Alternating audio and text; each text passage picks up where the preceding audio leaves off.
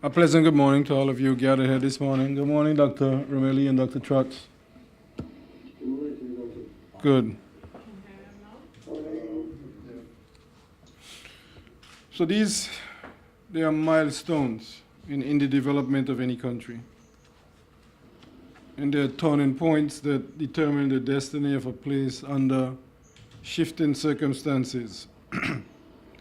And in a global era defined by climate change, the establishment of the Virgin Islands Climate Change Trust Fund, and now the installment of its first Board of Trustees, is one of such marker for the Virgin Islands. And so, as minister responsible for the subject, I want to take this opportunity to personally and on behalf of the ministry and the government of the Virgin Islands that you all have taken the challenge and the opportunity to serve, because essentially that's what it is. It has been a long process to get to this point, but the legal parameters have to be fulfilled before we could get to this point. So the process has been complete. Cabinet has given its approval, and we are now here to issue you today your formal instruments of appointment to serve on this Board of Trustees. The Virgin Islands Climate Change Trust Fund will be the single most important vehicle to ensure a sustainable flow of financing from local and international sources to support climate change adaptation and mitigation in the Virgin Islands. And I'm sure that Dr. Trotz and Dr. Romeli would be smiling that we've arrived at this point in time, because it's been a long gestational period. Climate change is an existential threat globally, but particularly for small, highly vulnerable islands like ours. How the Virgin Islands respond to climate change will literally determine whether we sink or survive under the new and evolving global climate regime. Reputable global studies have estimated that the impacts of climate change are expected to cost government 4 to 12% of their gross domestic product if action is not immediately taken to address climate change risks. We simply do not have a choice. It is imperative that the Virgin Islands acts to protect against the many direct threats associated with climate change, such as the rise in temperatures, stronger hurricanes, changing rainfall patterns, resulting in more frequent flood events and a greater propensity for droughts. And of course, the problem that small island developing states will have to face more than any other is the issue of rising sea levels. The impacts of climate change are far-reaching. The Virgin Islands Climate Change Adaptation Policy formally identifies 12 affected sectors ranging from the engines of our economy, tourism, financial services, to our food security, our infrastructure, and our environment. The Virgin Islands must not only adapt to climate change, but must also mitigate by realigning its energy economy to keep pace with the global shift in renewable energy and energy-efficient technologies. Doing so is important both from a moral and economic perspective. From a moral point of view, the Virgin Islands must do its part, however small, to reduce global carbon emissions and curb climate change. Adaptation and mitigation require the coming together of three critical pillars, and I want us to pay attention to these. One is a strong institutional framework, which is primarily why you are here today. A comprehensive policy which has been already concluded and okayed by the Cabinet of the Virgin Islands, and a high and continuous level of financing on the order of $1 million per year. And that is the job that you, the Board of Trustees, now have standing in front of you. A mountain to climb, but I'm sure we'll climb it, and we'll be able to conquer any limits that are set to us. So as the Minister responsible for climate change portfolio, I am pleased to report that in less than 10 years, the Virgin Islands has not only managed to put in place the three pillars of comprehensive climate change response, but to carve out a reputable space for itself in the regional and global climate change landscape in the process. And I had the opportunity of sharing with Dr. Trotz and Dr. Romeli when we were at Paris in 2016, 2015, discussing the issues that are dealing with the Climate Change Trust Fund that they can claim intellectual property for. So with the passage of the Virgin Islands Climate Change Trust Fund Act in 2015, the territory made another important mark in history, becoming the first among its sister overseas territories and independent Caribbean islands in establishing a trust fund focused on climate change, created by legislation and supported by a comprehensive climate change management framework. The idea of the Virgin Islands Climate Change Trust Fund was born in 2009 when the representatives of the Virgin Islands government attended the 15th Conference of the Parties of the United Nations Framework Convention on Climate Change. So if, as it is commonly said, that necessity is the mother of invention, the Virgin Islands Climate Change Trust Fund was born out of necessity. As an overseas territory of the United Kingdom, the Virgin Islands finds itself in a peculiar situation where, unlike other small island developing states globally, we are currently excluded from accessing the billions of dollars available under the United Nations Framework Convention for Climate Change umbrella to help vulnerable countries to adapt climate change. At the 15th meeting of the Conference of the Parties, it became clear that the powers that be was simply not doing enough to fight access for the territory, and the Virgin Islands needed to fight for itself. And so as Minister, I want to pause here to say to you that the work that you have to do is huge. But as is commonly said, little by little, the birds build its nest. I think that's our approach to this monumental task. The fact is what it is. We don't access funds directly, we don't get funds directly, but this framework should put us in a position to be able to start accessing the funds that will then help us to do the work that is necessary to mitigate against the effects of climate change.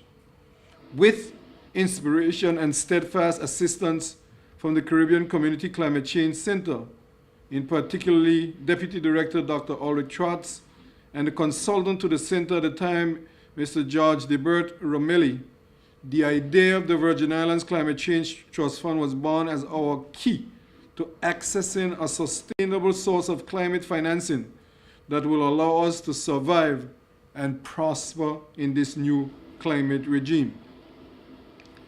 The significance of the Virgin Islands Climate Change Trust Fund cannot be overstated. The fund will be a reputable financial institution meeting the gold standard in global climate change finance with accreditation by the Green Climate Fund, which is the biggest source of climate change finance globally. And so you are in a position right now to help carve out a space for us here in the Virgin Islands. It's a space that the government can't carve any further. We've done our part. We've now engineered it to as far as we can go, and we're now putting the baton in your hand and say, run your leg of the race and take us to the next leg of the journey. With the assistance of the Organization of Eastern Caribbean States under the umbrella of the Island Resilience Project and funded by the European Union, we are already engaged in the development of the operational manual for the trust fund as legally mandated, and also as the first prep towards meeting the requirements for accreditation. So we've done some of the initial work that is necessary for the board to really carry out its mandate.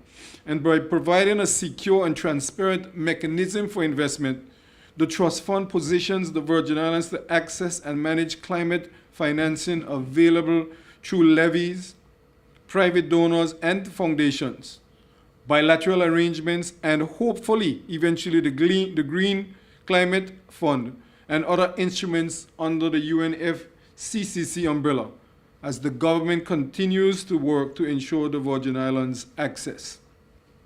The Climate Change Trust Fund is truly a national institution built in a bipartisan fashion on the backs of successive administration. It is here to stay, created in perpetuity for the benefit of the people of these Virgin Islands.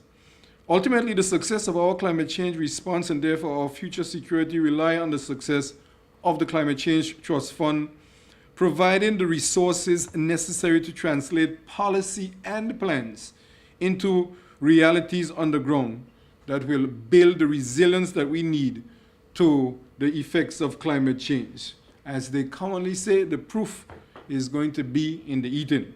And so I want to stress that the work to establish the Climate Change Trust Fund as a reputable global financial institution with the ability to fulfill its important purpose is far from over. In fact, it has just begun.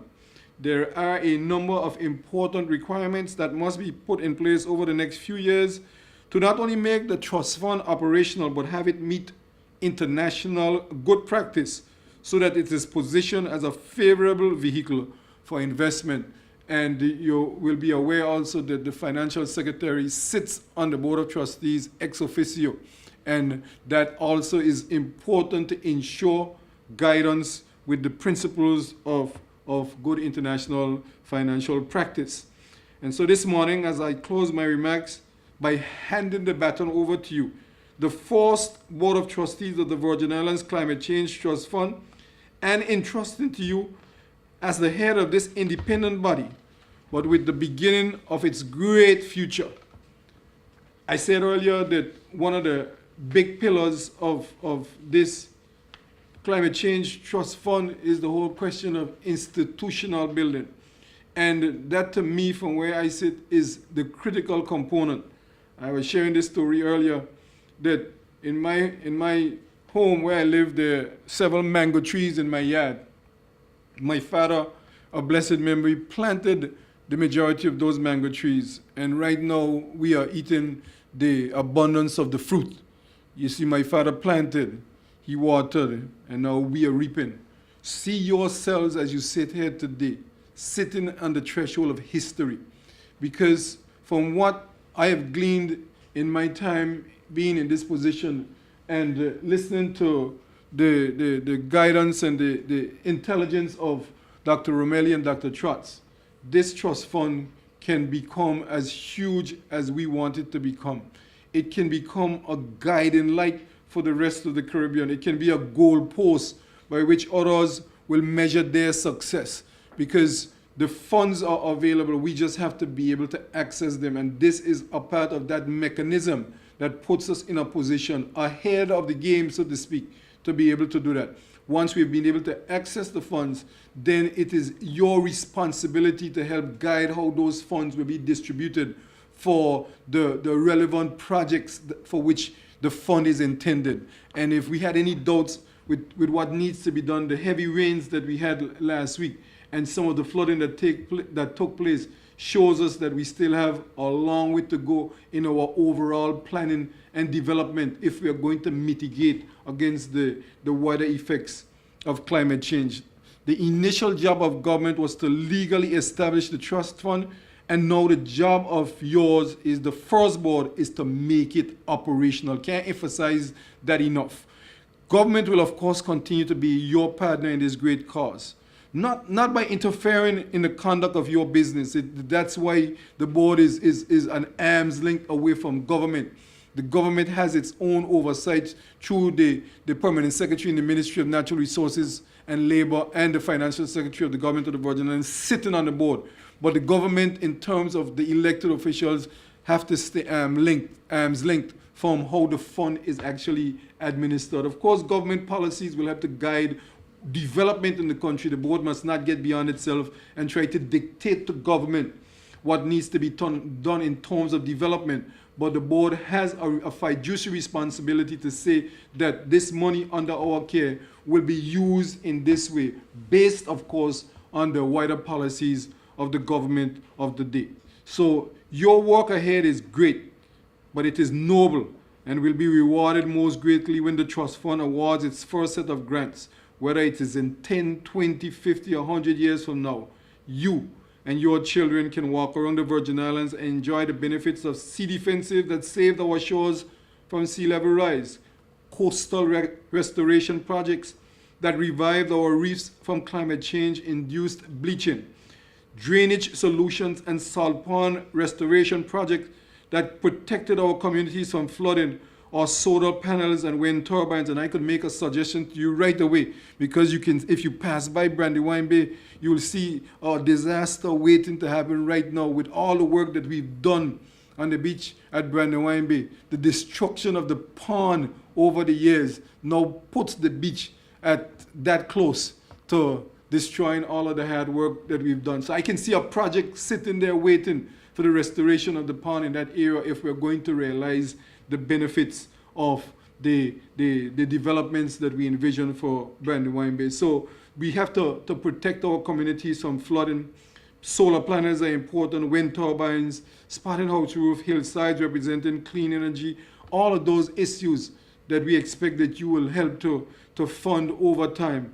And the work of the trust and the monies that I expect that the trust will have at its disposal will depend and begin when you have established the work that needs to be established. So I want to, once again, on behalf of the government of the Virgin Islands, to say thank you to all of you who have taken the opportunity, have taken the initiative to serve in this capacity, and on behalf of the Premier, to wish you well in your endeavors. So God bless you, and God continue to bless these Virgin Islands. So I thank you very much.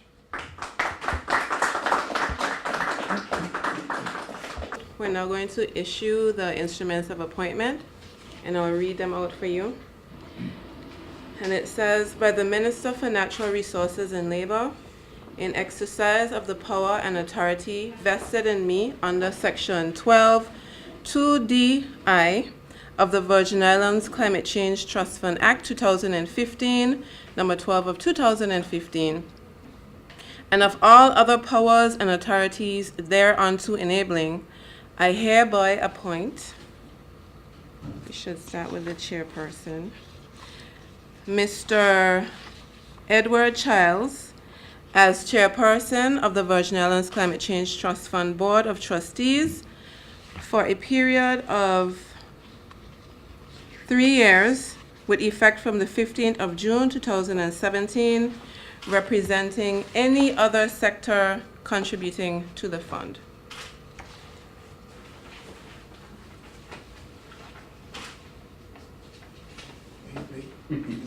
Mr. John Klein as Deputy Chairperson of the Virgin Islands Climate Change Trust Fund Board for a period of 3 years with effect from the 15th of June 2017, representing the tourism industry. And represent well. I will do my best. Some big money. Dr. Shannon Gore as a member of the board for a period of 2 years, representing non-governmental community-based organizations.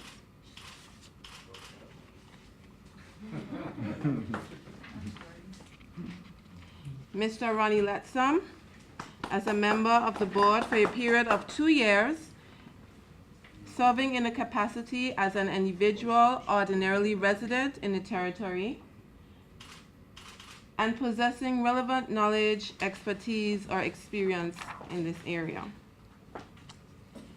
Ms. Karen Fraser as a member of the board for a period of 1 year, representing the financial services sector.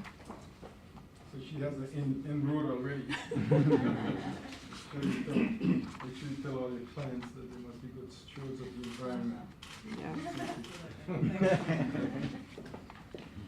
Dr. Catherine Smith as a member of the board for a period of 1 year with effect from the 15th of June, representing academic or research organizations ordinarily resident in the territory.